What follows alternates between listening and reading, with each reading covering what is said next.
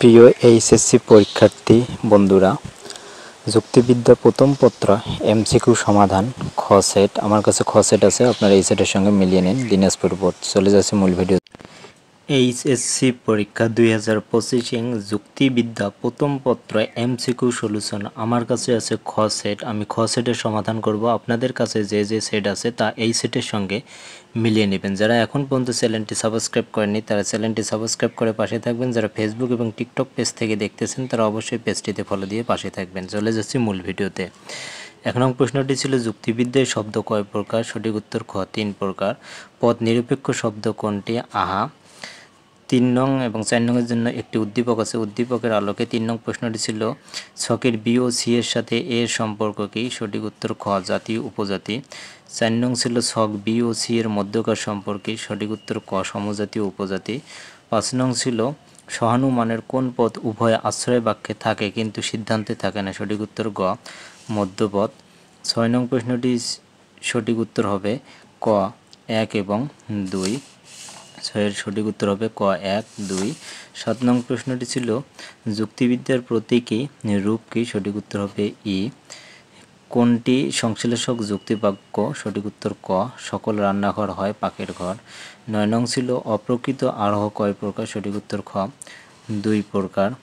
10 নং প্রশ্নটি ছিল উদ্দীপকের অপার উক্তিতে দাগান্বিত শব্দের কোন ধরনের বিধেয়ক প্রকাশ পেয়েছে? সঠিক উত্তর গ উপলক্ষণ।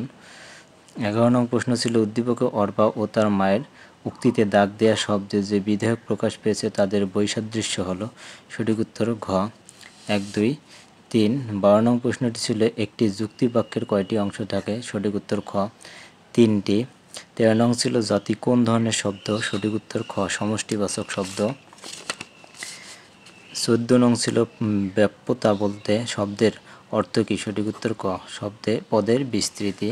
15 নং ছিল জানা থেকে অজানায় গমনের প্রক্রিয়াকে কি বলে? সঠিক উত্তর ক অনুমান।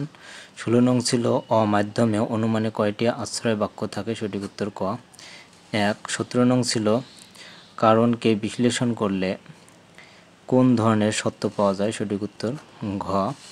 18 নং ছিল অরোহমূলক লম্ব হলো? সঠিক উত্তর ঘ 1 2 3 3টি রাইট। 19 নং ছিল বহু কারণবাদ প্রবর্তন করেনকে? সঠিক উত্তর খ মিল ও জোসেফ।